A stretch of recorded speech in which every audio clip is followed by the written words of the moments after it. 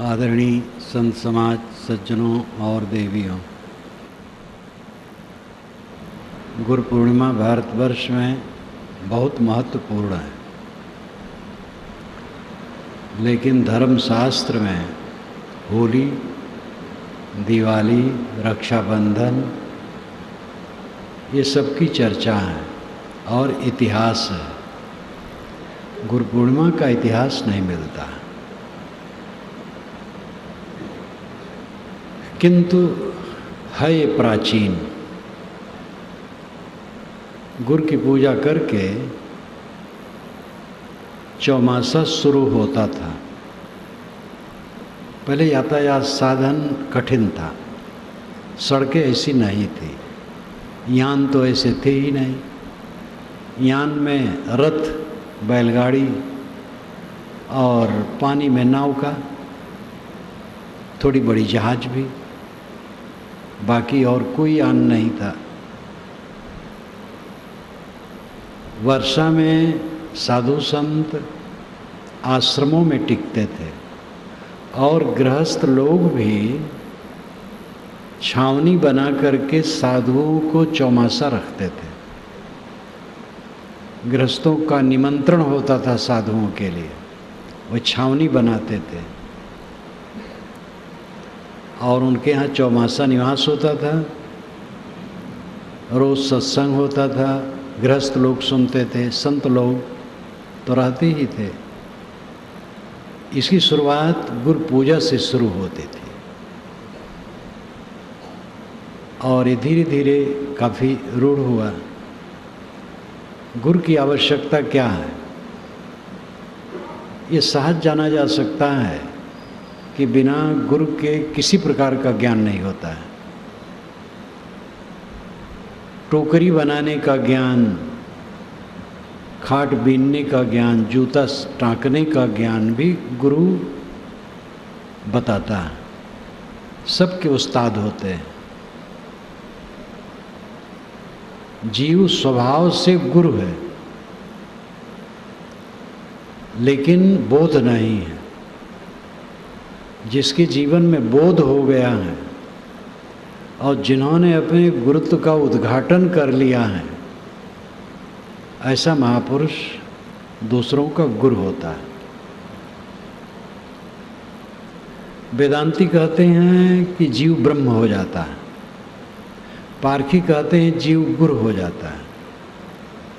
भाषा का अंतर है, गुरु नाम श्रेष्ठ, ब्रह्म नाम श्रेष्ठ।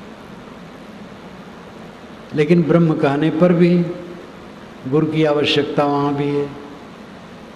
जब गुरु मिलेगा तो ब्रह्म स्वरूप बताएगा।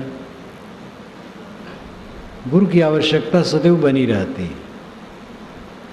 एक ऐसा पथ प्रदर्शक हमारा होना चाहिए जिसका ज्ञान सही हो और आचरण सही हो। सही ज्ञान भी दुर्लभ है। इतनी मिलावट है ज्ञान में, धर्म के नाम पर इतनी धांधलेबाजी है कि हद है। अभी चीन से फ़ोन आया था, 15 मिनट तक वो बात करते रहे। उन्होंने कहा, साहब यहाँ भोजन में कोई नमक नहीं लेता, कोई मिर्चा मसाला नहीं लेता, शक्कर का बहुत कम उपयोग करते हैं। यहाँ के लोगों में पेट निकला हुआ दिखाई नहीं देता है। दहेज नाम की चीज़ नहीं है। विवाह माँ बाप लड़कों से और लड़कियों से कह देते तुम अपना वर बहू खोज लो, और जब तय कर लिए तो होटल में चले गए, एक दूसरे को अंगूठी पहना दिए, 10-15 लोग, मित्र लोग, बस हो गया विवाह। कोई ज़्यादा खर्च नहीं। हमारी इंडिया में कोई बात हुई पारिवारिक तो बहुत कला है, बहुत देर तक सोचते हैं, महीनों वर्षों। यहाँ कुछ हो जाता है, थोड़ा सोच के छोड़ा, अरे ये तो होने वाला था। और ये लोग ईश्वर नहीं मानते हैं, कोई कर्मकांड नहीं मानते हैं, कहीं पूजा नहीं है, ज्योतिषी दिखाई नहीं देते हैं, भिखमंगे दिखाई नहीं देते हैं, जादू मंत्र टोना करने वाला कोई मिलता नहीं है। हम कहें कम्युनिज्म का प्रभाव है, और कम्युनिज्म की बहुत बातें अच्छी हैं। तो धर्म के नाम पर इतनी ढकोसलेबाजी भारत में हो गई है, इतनी बदमाशी हो गई है कि हद हो गई। 2 नंबर का धंधा गुरु लोग कर रहे हैं, चमत्कार, अतिशयोक्ति, अंधविश्वास फैला करके समाज को गुमराह कर रहे हैं। आत्मज्ञान, सदाचार, नैतिकता पर जोर देने वाले कम हैं। तो 2 नंबर का माल धर्म में खूब मिला।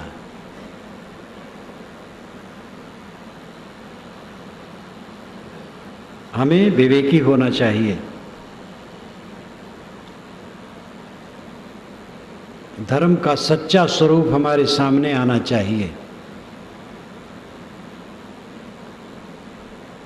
धर्म है अपने पर संयम और दूसरे के लिए शील का बर्ताव,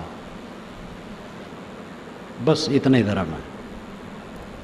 जो अपने पर जितना संयम करेगा दूसरे के साथ शील का उतना बर्ताव करेगा। जो जितना असंयमित होगा उतना क्रूर होगा, जितना लोलुपी होगा उतना क्रूर होगा, जितना संयत होगा उतना दयावान होगा।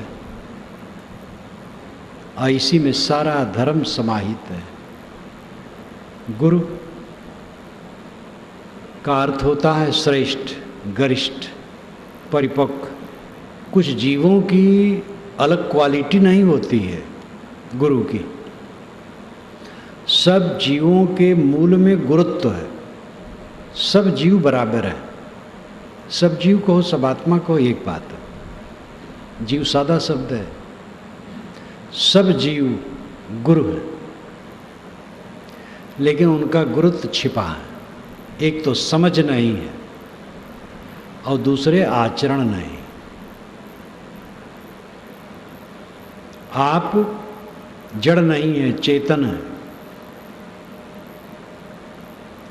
आप परिवर्तित नहीं, अपरिवर्तित है। आप निर्मित नहीं है, अनिर्मित, अनादि और शाश्वत है। आप कह सकते हैं ये तो शैली है कहने की, इसमें तर्क क्या है? मेरे अनादि शाश्वत अविनाशी होने में क्या तर्क है? जो दूसरे से सर्वथा विलक्षण हो वो नित्य होता है,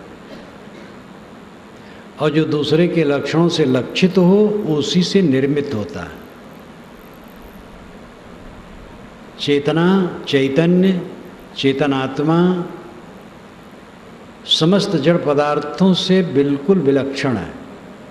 मिट्टी, पानी, आग, हवा कहें, ऑक्सीजन, हाइड्रोजन, नाइट्रोजन कहें, सारे जड़ पदार्थों से वो बिल्कुल विलक्षण है, इसलिए वो नित्य है। जीव जड़ तत्वों से नहीं बना है, क्योंकि जड़ तत्वों से बना होता तो जड़ होता, उसमें चेतना ना होती। मिट्टी, पानी, आग, हवा में चेतना नहीं है। Oxygen, hydrogen, nitrogen, phosphorus, radium इत्यादि में चेतना नहीं है।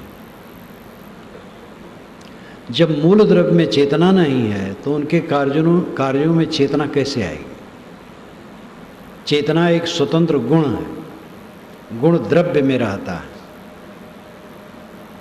चेतना रूपी गुण का द्रव्य चेतन है, आत्मा है, जो मैं के रूप में है, अहम के रूप में मैं हूँ, मैं जानता हूँ, मैं खाता हूँ, मैं काम करता हूँ, मैं काम नहीं करूँगा। जो मैं कहने वाला है वो आत्मा, वो चेतन है।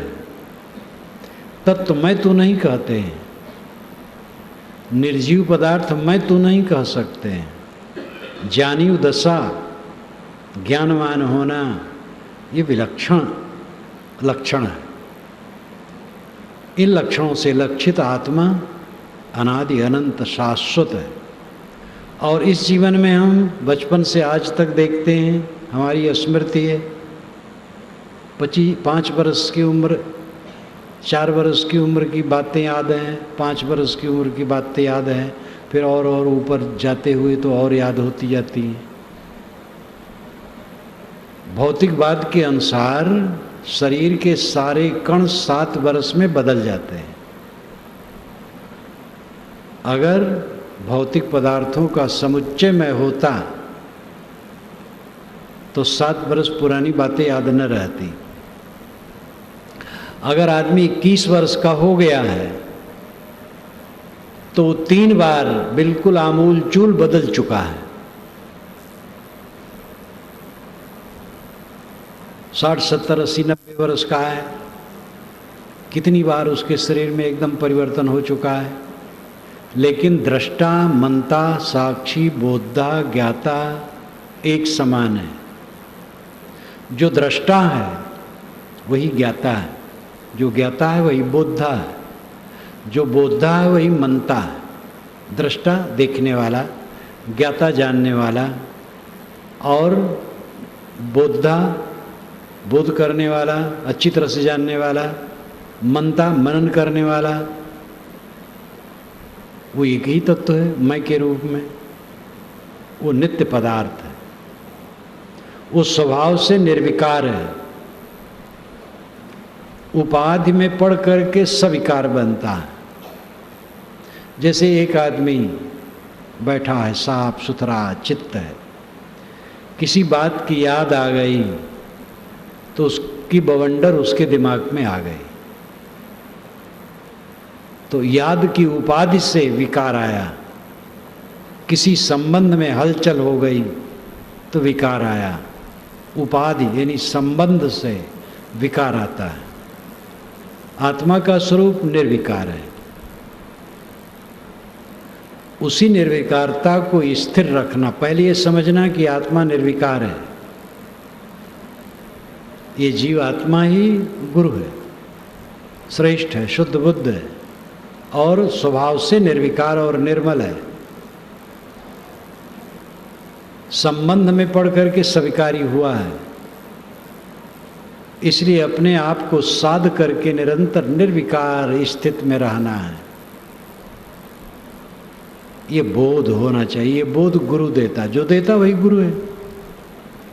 और फिर गुरु वैसा निर्विकार चित्त का है, जो कहता है वैसे वो रहता है। तो साधकों पर प्रेरणा हो, साधकों के लिए प्रेरणा होती है, गृहस्थ साधु सबके लिए प्रेरणा होती है। काम क्रोध लोभ मोह में नहीं पड़ना चाहिए, सब कहते हैं, और इसमें सब उलझे रहते हैं, साधु भी उलझे रहते हैं।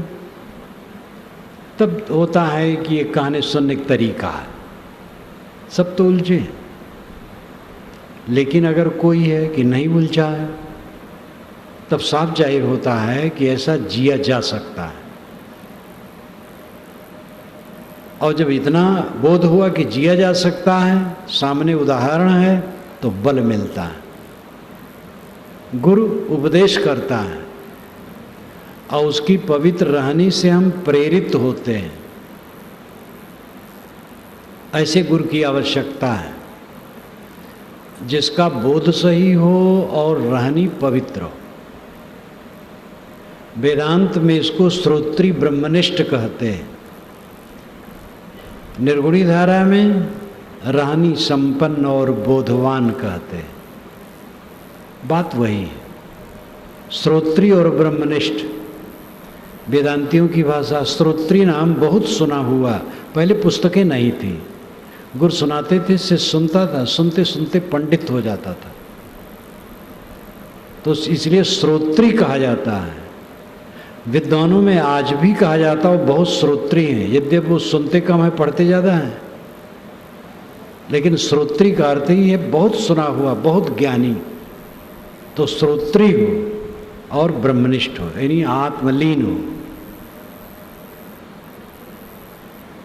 कबीर साहब की परंपरा की भाषा रानी बोध संपन्न, बोध वही ब्रह्मनिष्ठ, ज्ञान श्रोत्री होने का अर्थ है बोध, और रहनी उस दशा में रहना, ज्ञान होना फिर उस दशा में रहना, आत्मलीन रहना, स्वरूपलीन रहना। तो भाषा तो भिन्न मतों द्वारा होती रहती है, अलग अलग शब्द बनते रहते हैं, लेकिन तथ्य एक है। गुरु में दो लक्षण चाहिए, आत्मा का उसे यथार्थ ज्ञान हो और निर्मल चित्त हो करके आत्मलीनता में उसका अभ्यास हो, आत्मलीन हो, और इसका परिणाम है कि उद्वेग शून्य हो। जब वो आत्मज्ञानी होगा, आत्मरत होगा, तो उद्वेग शून्य होगा। ऐसे गुरु की जरूरत है, उससे हमें ज्ञान मिलेगा और रहने के लिए प्रेरणा मिलेगी। जीवन केवल कमाने खाने के लिए नहीं। उसी युवक ने चीन से जो अभी बात कर रहा था, कहा साहब मैं चाहता हूँ कुछ काम करूँ और जीवन को साधना में लगाऊं, क्योंकि यही समय है जवानी, नहीं तो थोड़े दिन में सब खराब हो जाएगा। केवल पैसा तो जीवन का उद्देश्य नहीं है, गुजर बसर है, और गुजर बसर के बाद काम जो असली करना है। तो मैंने उसको धन्यवाद दिया। अभी नौजवान है, नौजवान लोग कम ऐसा सोचते हैं, लेकिन एक तरफ देखा जाए तो साधुओं में नौजवान ही ज़्यादा आते हैं, गृहस्थों में भक्ति में लगने वाले नौजवान बहुत हैं। तो समय यही है, सुख सबको प्रिय है और असली सुख मिलता है मन की शांति में। आदमी बहुत बवंडर मचाता है बाहरी पदार्थों के लिए, और उसका परिणाम होता है कि उसके मन में खुराफातों का जखीरा इकट्ठा हो जाता है। अवंत में कुछ हाथ लगता नहीं है, लेकिन तब अवसर नहीं रह जाता है। एक जीव देह छोड़ करके पेड़ पर जाके बैठे और विगत जीवन की सारी स्थितियों को देख सके, तो अपने जीवन पर उसको ग्लानि होगी, पश्चाताप होगा कि मैं कहाँ कहाँ उलझता रहा, अब कुछ मतलब नहीं। लेकिन ऐसा संभव नहीं है। विवेकवान इसी जीवन में उसको देखते, देह में रहते रहते देह से ऊपर उठकर अपने जीवन को देखते कि ये सब जानो बीता हुआ है, कुछ रहने वाला किसी का नहीं, किसी का कुछ है ही नहीं। यही सच्चाई है। लगता है कि कुछ मेरा है, भयंकर धोखा है। इसी धोखे में सब जीव चले जा रहे हैं। इस बाजार में आए हैं, सौदा कर लें आत्मज्ञान का, अपने आप की पहचान और अपने आप की निर्मलता का संपादन, यही मुख्य काम है मनुष्य का। अपने आप को पहचान ले और अपनी निर्मलता का पूरा संपादन कर ले। इसके लिए गुरु की जरूरत है। और कोई भी जो सन्मार्ग में लगा होगा अभ्यासी, ये महसूस करेगा, नया जिज्ञास तो महसूस करेगा ही।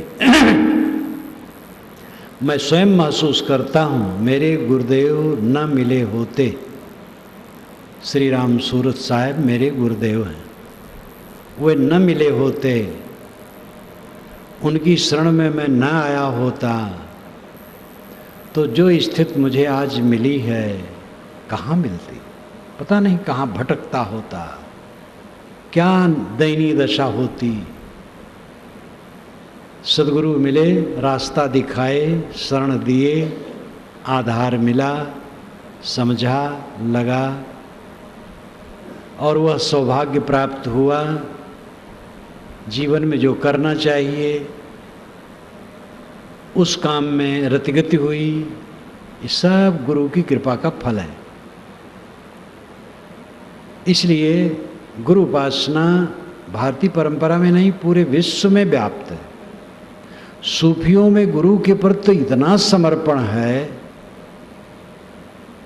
कि गुरु की सेवा में तो पागल हो जाते हैं, उनके वचन पर एकदम तनमन नहीं समझते। मैं देखा नहीं हूँ, लेकिन सूफियों की रहनी देखने वालों ने मुझसे कहा, जो सिंध के तरफ के लोग थे, उन्होंने बताया कि साहब अपनी आँखों से मैंने देखा सूफी संतों में गुरु के प्रति जो समर्पण होता बड़ा अद्भुत होता है। जहाँ से माल मिला हो वहाँ का उपकार कौन ऐसा होगा जो नहीं मानेगा। सबसे बड़ा माल आत्मबोध है, अपने आप का बोध। जीव बोधी बन करके भटक रहा है और कुछ मिलना जुलना नहीं है, खुराफात मिलना है। धन मिला, परिवार मिला, मान मिला, प्रतिष्ठा मिली, पद मिला, पता नहीं क्या क्या मिला। बाबा लोगों को भी मठ मिला, चेले मिले, जगत गुरु हो गए। क्या मिला ये सब? ये सबसे खुराफात उनको मिलेगी। अगर वो साधक हैं, अंतर्मुख हैं, तो उनको मिला अपना बादशाही तख्त मिला। आत्म स्थित ही बादशाही तख्त है।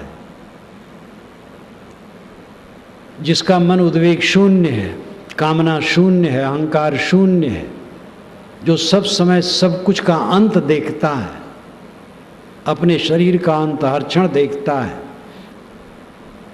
पूरे जीवन को वो समाप्त देखता है, उसका मन गहरी शांति में निरंतर रहता है, उसके समान कौन सफल होगा संसार में। यही गुरुत्व पद है। एक गुरुत्व पद है शिक्षा दीक्षा दे करके, संस्कार दे करके लोगों को सन्मार्ग में लगाना, ये गुरुत्व। इसकी भी जरूरत है। मैं दीक्षा नहीं देता था तो गुरु जी ने मुझे बुला करके कहा, मैं तुम्हें न देता तो तुम कैसे लगते? तो देखो अमुक अमुक लोग बहुत कहते हैं, तुम उधर जाओ और दीक्षा दे दो। अब मैं इसका उत्तर क्या देता? गुरु जी ने कहा मैं तुम्हें न देता, तुम्हें न लगाता शरण में, तो तुम्हारी क्या दशा होती? तो दूसरे चाहते हैं, तुम क्यों नहीं देते हो? तो वो विरक्त की बात नहीं, तो गृहस्थ की थी, उसमें हमारी जिम्मेदारी भी कोई नहीं थी। तो विरक्त आते हैं तो जिम्मेदारी बढ़ती है। तो दीक्षा देना, लोगों को सन्मार्ग में लगाना, ये गुरुत्व भी ठीक है, लेकिन अपने को संभाल करके काम करना चाहिए। लोग अपना ही कुछ ताव भाव नहीं जानते हैं, अपनी रहनी गहनी ठीक नहीं है, बोध नहीं है, और गुरु बन करके घूमते हो, अपना विनाश करते हैं। गुरु शिष्य की परंपरा, दीक्षा, शिक्षा, इसका महत्व है। लेकिन जो खास गुरुपद है वह है निष्काम दशा। सब जीव गुरु हैं, लेकिन उनका गुरुत्व छिपा है। जब यथार्थ गुरु मिलते हैं, वो बोध देते हैं, तब अपना गुरुत्व उद्घाटन होता है। बोध हुआ अपने स्वरूप का कि देह, मन, वाणी, इंद्रियां, प्राण, रक्त, वीर्य, ये सबसे अतीत शुद्ध चैतन्य आत्मा मेरा स्वरूप है। और इसके साथ सारे मनोविकारों को छोड़ करके जो आत्मरत हो गया, आत्मलीन हो गया, आत्मसंयत हो गया, वो गुरु हो गया। उसका गुरुत्व उद्घाटित हो गया। दीपक से दीपक जलता है। ये उदाहरण आप कहते सुनते रहते हैं। गुरुत्व का उद्घाटन ऐसे है। शिष्य में जो जीव है और गुरु में जो जीव है, दोनों समान है। आत्मा में कोई ऊंचा नीचा नहीं है। एक है अपनी दशा को समझ लिया है, और अपनी दशा में स्थित है। एक अभी अपने को समझा नहीं, अपनी दशा में स्थित नहीं। उस पूर्ण बोधवान और रहनी संपन्न गुरु से जिस दूसरे ने अपने को समझ लिया और अपनी दशा में स्थित हो गया, वो भी वैसे हो गए। दो देह जब दूर बहाए, गुरु शिष्य पारक कहलाए, ये पूर्ण साहब ने कहा है। गुरु शिष्य दोनों ने देह के अहंकार को दूर फेंक दिया, दोनों पारक हो गए। वेदांती कहते दोनों ब्रह्म हो गए। बात एक है, पारक यानी ज्ञान, ब्रह्म भी ज्ञान। तो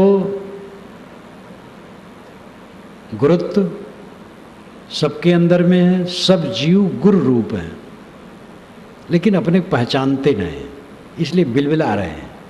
देह प्राण मन इंद्रिय बुद्धि इससे घिरे हुए, नाना विकारों में उलझे हुए, दुनिया के ताप में तपते हुए रोते रोते जिंदगी बिता देते हैं।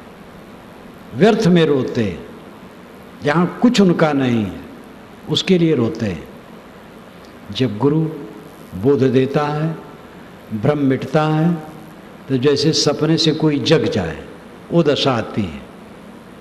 सपने में बहुत हानि थी, बहुत लाभ था, नींद खुली, दोनों झूठे ठहरे। जगे हुए व्यक्ति सपने के पदार्थों को बटोरने नहीं चाहता है। इसी प्रकार जो जग गया है मोह से, दुनिया के पदार्थों में अहंता ममता नहीं करता है, वो अपने गुरुत्व में स्थित हो गया। सब लोगों को चाहिए कि ये विवेक करें, सब जीव गुरु रूप हैं, श्रेष्ठ रूप हैं, शुद्ध रूप हैं, कृतार्थ रूप हैं, मौलिक रूप में सब मंगलमय हैं। अमंगलता अबोध और विकार के कारण है। गुरु द्वारा बोध प्राप्त करके और उनके साहचर्य से अपने मनोविकारों को धोकर जो अपनी दिव्य स्थिति में स्थित हो गया, वो भी वैसे हो गया, कृतार्थ हो गया। इसलिए हम आपको सबको चाहिए इस गुरु पूर्णिमा के पर्व पर मन में प्रतिज्ञा करें कि जो हमारा आत्मा गुरुत्व पूर्ण है, महानता से पूर्ण है, जो स्वभाव से ही कल्याणमय है, भ्रम से दुखी है, अज्ञान से दुखी है, अब गुरु और संतों की संगत करके उसका यथार्थ बोध प्राप्त करना है और अपने मन को निर्मल कर लेना है और अपनी दशा में स्थित हो जाना है। इसी के लिए जीवन भर गुरु संत पूज्य श्रेष्ठ सबका आदर करना है। भक्त गृहस्थ लोग जो थोड़ा थोड़ा विचार दे देते हैं, कितना लाभ उसमें होता है, उतने अंश के लिए वे गुरु होते हैं। जहाँ से हमें थोड़ा भी निर्देश मिलता है, कितना हमारे लिए कल्याणकारी होता है। जीवन भर भक्ति बनी रहनी चाहिए। ज्ञान वैराग से संपन्न हो गया, अब आगे चल करके अहंकार हो गया तो गिर जाएगा। सही ज्ञान वैराग होने पर अहंकार होगा ही नहीं, लेकिन इसमें भी परत पर परत होते हैं। कुछ त्याग आ गया तो मान लिया हम वैरागवान हो गए और भटक गए लोग। इसलिए भक्ति जीवन भर जरूरी है। जो भक्त छोड़ देता है वो रहनी में नहीं टिक पाता है।